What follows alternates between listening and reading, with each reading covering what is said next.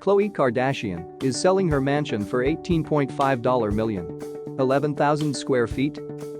A meditation trail? An outrageous guest house? All yours for a casual $18.5 million.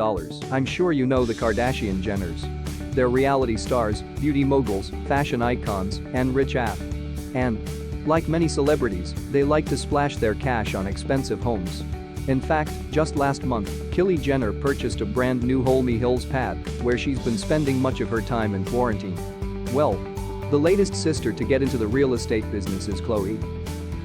Apparently, she's put her Calabasas mansion on the market for an eye-watering $18.5 million. Khloé purchased the property in 2014, shortly after splitting from Lamar Odom.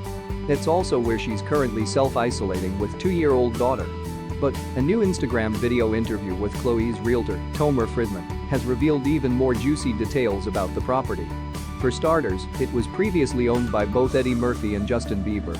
In fact, Khloé bought the mansion from Justin back in 2014 for $7.2 million, meaning she's looking at a profit of around $10 million. Fans of KUWTK will know that Khloé completely remodeled the house after she purchased it, revamping both the interior and exterior, as well as removing the skate ramp that Justin had installed. And, if that wasn't enough to overwhelm you, Khloé's realtor went on to casually reveal that the property boasts over 11,000 square feet, 2 acres of land, and is one of only 16 properties that sits on Malibu Canyon. It also has 6 bedrooms, 7 bathrooms, a home theater, gym, swimming pool, hot tub, glam room, bar, meditation trail, and the most outrageous guest house. After hearing all of that, you'd be forgiven for wondering why on earth Khloé has decided to move. Well, a source told Entertainment Tonight earlier this week that Khloé has actually found an even bigger home in the local area that's caught her eye. I cannot even begin to imagine the size of the new house, but I doubt it'll be too long before we find out. This is the full interview about Khloé's house. Hey guys. Hey Tomer, good to see you again. I saw you last night. Oh my God, last night was so fun. It was incredible. It was incredible. Fun. I was gonna mortify you by playing a little video of us rehearsing. Is that funny or is that mortifying to you? No, go ahead, play it. It was a lot of fun. Oh my. Here we are, me in full director mode, Tomer in full actor mode. He's like the Martin Scorsese of Zoom launches. It's gonna be fun. We actually recorded a lot of stuff, like big drone shots that we're gonna cut in. And I hear that the list is completely full, or you got a big response from the Variety article. We're getting more and more and more requests, and we were gonna leave it, between the 3 agents, Tyrone, Sally, and myself, a little more intimate. But I think we're going to end up adding a few more people that just are really important to us and are there to support and may very well have clients for it. So we want to add them. Yeah. I love that. I mean, we got people reaching out to us via Real Talk and said that they want to go. Of course, I put it in Melanie, your right hand's court, and she's going to decide who makes the list. She's going to pull her hair out today because after I'm done with this, I just added another person to the list, and we have to swap it out. And then Sally and I are playing poker for who gets to call who. So it's a game of rock, paper, scissors. That'll work. But remember, totally. We only have 24 boxes, so don't go crazy. I know. Well, Tomer, tell us, you're going to give us a Real Talk exclusive. We missed you last week on Thursday. You said you were showing property. Right. Yeah, yes. So teardrop. But now you've brought us a Real Talk exclusive, a house with some celebrity pedigree. My favorite shot is this one. So this is actually the Bel Air one. This is the Bel Air one. So okay. Hold on 1 second. This is the Estates at the Oaks. Yes. Okay. So tell us about this property. So the Estates at the Oaks, first of all, uber exclusive neighborhood. It's kind of akin to Beverly Park. It's the Oaks of Calabasas. It's 54 custom estates up there, and this is probably one of the most important properties up there. It's just under 2 acres. It's like 1.56 acres. This is actually Stone Canyon, but hold on. Let me go back. The one of the Oaks is the yard. Yeah, it's the one with the gorgeous yard. This is the one. Yes. Here we go. Okay, so this is the Real Talk exclusive. This is the exclusive. So this one, it has real Hollywood history. It was owned initially when it was built by the ex-wife of an Uber celebrity. He bought it for her in the divorce. I sold that to a developer client of mine who redid it. Sold it. Then we sold it to a very, very young pop star who's very famous still to this day. And then he wanted to unload it. Yes. Comment section can guess who he's talking about, but we can't confirm. So young, first of all, a famous celebrity comedian, and then a young pop star. Correct. And then a young pop star, a developer in between. And then from the young pop star, when he wanted to move on, I sold it to one of my favorite clients that I cannot mention her name, but the house was featured on the cover of Architectural Digest. And it was actually her and her sibling and her sister that lives down the street. So they were both featured on the cover of Architectural Digest and in a significant spread with this particular house and then her sister's. Wow. So that said, it is sensational. I'll give you some specs because what is on look at this land. Like, it's how the big yard. Is this lot? It's just under 2 acres. It's 1.56 acres. It is one of only 16 ridgeline properties that sit on Malibu Canyon. So you have the most breathtaking views, just absolutely incredible, complete privacy. I mean, unless you're in a helicopter, you're not seeing into this house ever. And that's why all these celebrities love it. They love it. They love the area. They love the pedigree of this particular house. So the house was originally reimagined when my last client bought it by Martin Lawrence Boulard, who's phenomenal. We love Martin. He's like a visionary of chic and fun and young. And then very recently in the last year, portions of it were redone by Waldo Fernandez and Tommy Clemens, who we adore, who are also, Architectural Digest grade interior designers, as is Martin. So it has so much pedigree. The house is about 11,000 square feet. It has the most outrageous guest house. And then it also has an incredible path that's just dotted with oaks that goes all the way to the top of your property.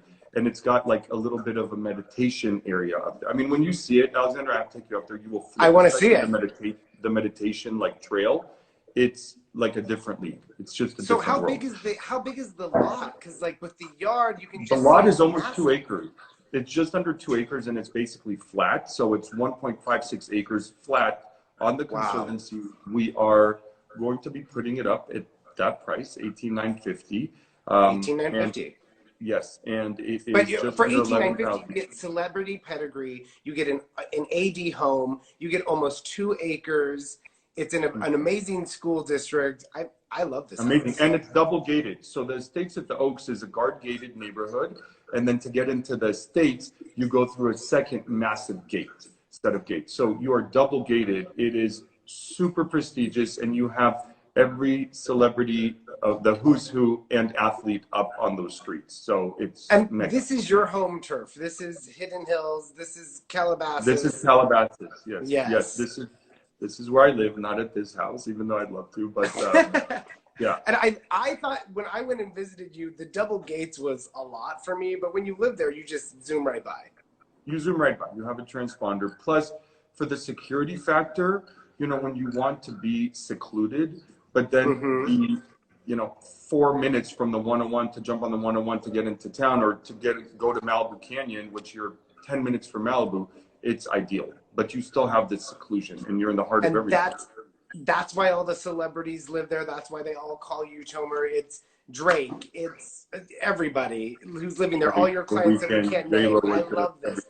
So 18950. It's an exclusive. We can't say who the house belongs to, but hopefully we will be able to soon. Tomer? No? Yes, most likely yes. We're just working out. We're just working out the details, but you're going to be obviously a big part of that. So once we launch, we are ready for the details. Those are actually shots that my client, who is, I just adore her. She took those with her iPhone. I mean, this and the backyard too for me. I mean, just with your iPhone, people.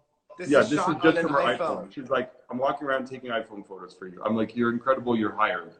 Yeah, this is perfect. We just saved thousands of dollars. Yeah, I love totally. this. Let's hop over and go to our game today, which is going to be Tomer's Top Tips. I love it. Let's see if Amir gets this one. Okay, what we're going to do, Tomer, Amir, please be silent, is we're going to ask you quick fire questions, and we want the first thing that comes to your mind. There's a lot of questions. Keep your answers as short as you can, and give us your inside tips. We've never done this with you. We want to get into your brain. Tomer's Top Tips. Here we go. You don't want to go there. No, we don't. Corey's right. Amir is banned. Beverly Hills Hotel table tips. How do we get the best table at the Beverly Hills Hotel? Your haunt. Okay. So first of all, you should really know the maitre d' or both of the maitre d's. Whose name is? Well, I'm not going to say, Amir, you want to disclose it, or you get Amir to make you the reservations. Really? Call Amir yes. to make. I love this. We have to have Amir on the show. They have exactly, no, Amir. They have a tiered system that's almost from, when the hotel was established, and it's like you have a pink card or you have different colored cards, and if you're at the top tier, they will sit you in certain areas. Oh my God! Kind of when super I hush. went with you for our meeting, we sat at that little outdoor table. Was that a pink table or a yellow? We always get pink. We always get pink tables. We always get pink. I thought it was a good table. So it was a very good table. Pink tables are the best. It's an amazing table. Yeah, pink there's a pink table and then a what? So it's basically, if you're at the pink tier, it's like top tier, and then from there, then they're like, we'll see if we have reservations. So. Ooh. But that said, we love Polo Lounge. They're so accommodating. They're one of the few, like them and Mr. Chow's, that will take last-minute reservations. And I miss them so much. Alexander, it's one of the places that I miss most during this. You went all the time. Like, I would say, let's go anywhere. And you'd be all, no, I want to go here. Polo Lounge. Because it's iconic. It's iconic. But it's iconic. It feels like home. It's home. It's our home. So one of the things that they're doing, which I love, is actually, I think it's once a week, the staff, who we miss so much, reads a bedtime story on their site. So sweet. You have Ruthie, you have the management, you have everyone reading bedtime stories or little like children's fables, and they do it once a week, so we don't miss the staff. So I watch them as much as I can read bedtime stories. You need a bedtime story because you always call me at like 11 p.m. Yeah, they have that touch of home, so I love it. And the truth is, one of the places I miss most, I miss my McCarthy so much. It's my favorite salad ever. So, You're obsessed. Okay, next question. Best closing advice. I want to know, what is the best way that Tomer gets that close? Do you text? Do you just pick up the phone? Do you push them really hard at the end? But what's your best closing advice? So best closing advice, first of all, to get it closed. So get it closed in the first place. So to get it closed, you really have to be hands-on. I mean, anywhere from title reports to sewer line inspections, which I'm dealing with right now on a property, that the sewer line snake wasn't long enough to measure the line to the city connection. You have to be involved. You have to know what's going on every step of the way, because every little detail counts in closing the deal. These deals are so complicated, and you have sometimes 5 to 25 inspections. You have business managers, you have attorneys chiming in, you have the client chiming in. So you really need to be on it and know exactly what's going on every step of the way. So today we have an extra sewer inspection going on in one of our properties, not because the sewer line inspection didn't go well, it's because the snake wasn't long enough. It was 200 feet, the sewer line was 250 feet, so they have to bring a 300-foot snake. But guess who knows that? Me, because I'm the listening. There you go. But do you think time kills deals? 100%. For us, 100%. 100%. Time kills deals. Totally. That's one of the best hallmarks. Keep things moving, keep things brisk. There are delays that are inherent, but that said, keep things moving. Time is a killer on deals, and time is a killer in general. You lose the momentum. I love it. Well, Corey in the comment section says threats.